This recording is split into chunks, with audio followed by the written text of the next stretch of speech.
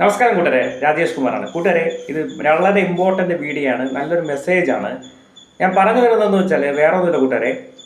ഇപ്പോൾ നമ്മളിപ്പോൾ പ്രൈവറ്റായിട്ട് വർക്ക് ചെയ്യുന്നവരാണെങ്കിൽ പല സെക്ടറുകളിൽ, അല്ലെങ്കിൽ പ്രൈവറ്റ് ഫാമിലി ആയിരിക്കും, കമ്പനികളിലായിരിക്കും, അങ്ങനെ ഓരോരോ സ്ഥാപനങ്ങളിൽ നമ്മൾ ജോലി ചെയ്ത് സ്ഥിരം നിൽക്കില്ല. ഒരു 5-10 വർഷം കൂടുന്നതോറും നമ്മൾ മാറിക്കൊണ്ടേയിരിക്കും. ഈ ഗവൺമെൻറ് സെക്ടർ ആകുമ്പോൾ മാത്രമേ നമ്മൾ സ്ഥിരമായിട്ട് ഒരു സ്ഥലത്ത് ഒരു 15 വർഷം ജോലി ചെയ്യത്തുള്ളൂ. ഞാൻ പറഞ്ഞത് വേറെ ഒന്നുമില്ല. ഞാൻ ഒരു 10 വർഷം ബാക്കിൽ ഞാൻ വർക്ക് ചെയ്തൊരു സ്ഥാപനത്തിൽ പുതിയ ആൾക്കാർ വരുന്നു, അവരാരും നിൽക്കുന്നില്ല, എല്ലാവരും നിർത്തിപ്പോകുന്നു. അപ്പോൾ എൻ്റെ സൂപ്പർവൈസർ ചോദിച്ചു, രാജേഷ്, ഒരാളും ഇവിടെ ജോലിക്ക് സ്ഥിരം നിൽക്കുന്നില്ലല്ലോ. അപ്പോൾ ഇവർ വരുന്ന സമയത്ത് ട്രെയിനിങ് കൊടുക്കുന്നത് അവിടുത്തെ സീനിയർ സ്റ്റാഫുകളായിരിക്കും. അപ്പോൾ അവർ കണിശമായ ട്രെയിനിങ്ങും കാര്യങ്ങളും കൊടുത്തിട്ട് അവർ 1-2 ദിവസം നിന്നിട്ട് പോകുന്നു. അപ്പോൾ എൻ്റെ തോന്നുന്നു രാജേഷിൻ്റെ ട്രെയിനിങ് കൊടുക്കാൻ പറ്റുമെന്ന് ചോദിച്ചു. അപ്പോൾ എൻ്റെ ട്രെയിനിങ് എന്ന് വെച്ചാൽ ഒരു പ്രത്യേകതരം ട്രെയിനിങ് ആണ്. ഞാൻ സാറേ ഓക്കെ, പിള്ളേരെ എന്നോട് വിട്. വർഷങ്ങളായ ഇത് ലാസ്റ്റ് ഒരു ട്വിസ്റ്റ് ഉണ്ട്. അതായത് ഞാൻ പറഞ്ഞു വരുന്നത്, അതായത് അപ്പം ഇവർ എൻ്റെ കൂടെ ട്രെയിനിങ്ങിന് വന്നു.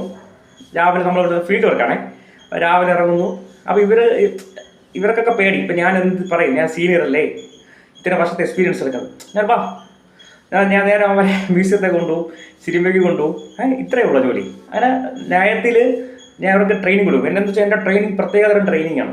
എല്ലാവരും അവർക്ക് ജീവിക്കാൻ വേണ്ടിയാണ് വരുന്നത്. അപ്പോൾ അവർക്കൊരു ട്രെയിനിങ് കൊടുത്ത് നല്ലൊരു നിലയിൽ എത്തിക്കുക എന്നുള്ളത് നമ്മളൊരു ലക്ഷ്യമുണ്ട്. ഞാനും ആദ്യമേ സീനിയറായിട്ടല്ല വന്നത്, ജൂനിയറായിട്ട് വന്ന് നിന്ന് സീനിയറാണ്. ബാക്കിയുള്ള സീനിയേഴ്സിന് അവരാണ് വലുത്, അവരെ കീഴിൽ നിൽക്കണം, അങ്ങനത്തെ കുറേ ക്യാരക്ടർ. അങ്ങനെ കുറേ പേര് എൻ്റെ ഒരു ട്രെയിനിങ്ങിന് വന്നു. പിന്നെ പുതിയ ആൾക്കാരെ ഞാൻ ട്രെയിനിങ് കൊടുത്തു. ഞാൻ പറഞ്ഞിരുന്നു വേറൊന്നുമില്ല. ഇപ്പം നമ്മൾ നിൽക്കുന്ന സ്ഥാപനം ഏതായാലും ജൂനിയറായിട്ട് വരുന്ന ആൾക്കാരായിരിക്കും സീനിയർ ആവുന്നത്. നമ്മൾ സ്നേഹത്തോടെ ഡീൽ ചെയ്യുക എന്ന് വെച്ചാൽ നമ്മൾ ഒരു കാരണവശാലും ലൈഫ് ലോങ് ആ ഫാമിലി നമ്മൾ ജോലി ചെയ്യാമെന്ന് ആർക്കും വാക്ക് കൊടുത്തിട്ടില്ല. പുറത്തിറങ്ങിയാലും അവർ ചേട്ടാന്ന് ഒന്ന് വിളിച്ചുകൊണ്ട് വരണം, മനസ്സിലായ? അങ്ങനെ കുറേ പേരാണ് നിന്ന് വർഷങ്ങളായി. അപ്പം എനിക്കൊരു എൻ്റെ സുഹൃത്തിൻ്റെ വണ്ടിയുടെ കേസായിട്ട് എനിക്ക് തമിഴ് കോയമ്പത്തൂർ വരെ പോകേണ്ടി വന്നു. അങ്ങനെ വണ്ടി അവിടെ നിന്ന് ആക്സിഡൻ്റ് ആയ കേസാണ്. അപ്പോൾ ഞാൻ പറഞ്ഞു ഞാൻ കൂടെ വരാം. അങ്ങനെ വണ്ടിയുടെ കേസ് സംസാരിച്ചു. ബില്ല് ഇത്ര എമൗണ്ട് കൂടുതൽ. അപ്പോൾ അവിടെ അഡ്വൈസർ തമിഴാണ്.